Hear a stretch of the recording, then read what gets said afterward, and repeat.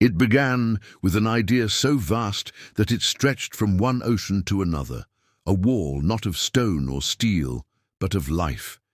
Across the width of Africa, from Senegal in the west to Djibouti in the east, a new frontier was growing, the Great Green Wall.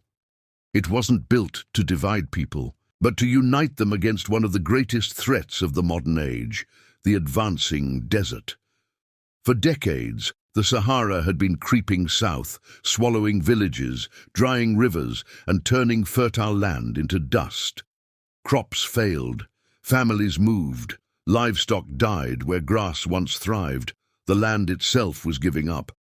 But in 2007, a coalition of African nations said no more. They imagined planting a living barrier, 8,000 kilometers long and 15 kilometers wide, that would stop the desert in its tracks. It sounded impossible, but so did the desert once. From space, the Sahara looks eternal. Golden seas of sand stretching beyond imagination, yet on its edges something began to change. Villagers and scientists joined hands, planting acacia trees, shrubs and grasses, resilient enough to survive scorching heat. The goal wasn't just to grow trees, but to restore ecosystems, revive hope, and bring back the delicate balance between people and the land. The early years were hard. Many seedlings withered before taking root. The soil, long stripped of nutrients, refused to hold life. But then something began to shift. In Senegal, the first green corridors took hold. Acacias spread their roots deep into the sand, pulling moisture upward. Beneath their shade, insects returned, birds followed. Farmers noticed the difference. The wind slowed, the soil stayed moist longer, and crops began to grow again. A miracle, but one built by hands and persistence, not luck. The wall wasn't just a line of trees. It was a network of living systems, adapting to each region's climate and culture. In Niger, locals discovered that by protecting old tree stumps instead of cutting them down, the land regenerated faster than anyone thought possible.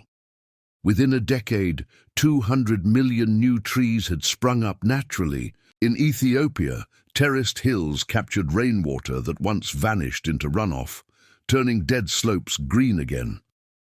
Across Chad and Mali, communities learned to blend traditional knowledge with modern techniques. Ancient water traps met satellite mapping, guiding every new plantation. The desert was no longer advancing unchecked. It was being rewritten, reshaped, reclaimed. By 2020, satellites showed something breathtaking, a ribbon of green cutting across the Sahel, visible from orbit. The dream was becoming real. Yet the Great Green Wall was more than environmental engineering. It was social architecture. Every tree planted meant work, food, and dignity. Women's cooperatives grew medicinal plants between the trees. Young men who once migrated north to find jobs now stayed to care for nurseries. Hope was taking root alongside the acacias. Still, challenges loomed. Climate change moved faster than any project could.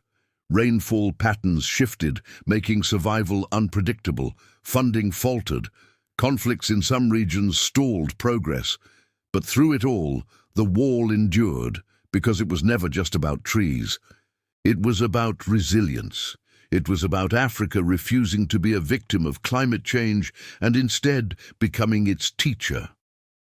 Scientists studying the Great Green Wall discovered unexpected side effects.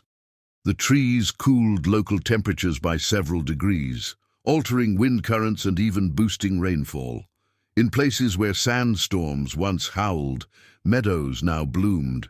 The project began to influence the planet's climate models, proof that nature-based solutions could work on a continental scale. International observers called it the most ambitious reforestation project in human history. But for the farmers in Burkina Faso or Mauritania, it was something simpler, a second chance, a chance to grow, to stay, to belong to the land again. One farmer said, "We are not fighting the desert, we are bringing life back to where it belonged." By 2030, the wall aims to restore 100 million hectares of degraded land, capture 250 million tons of carbon, and create 10 million green jobs. But even now, its true success is already visible, not in statistics, but in the eyes of those who plant and water the future every day. Because the Great Green Wall isn't only changing the landscape, it is changing what humanity believes is possible. The story of Africa's Green Wall is the story of rebirth, from dust to life, from despair to resilience. A continent that was once seen as the front line of climate crisis is now leading the world's fight against it. It is nature, re-engineered by its own caretakers. It is a living reminder that the battle against desertification isn't fought with machines, but with roots, patience, and faith in tomorrow.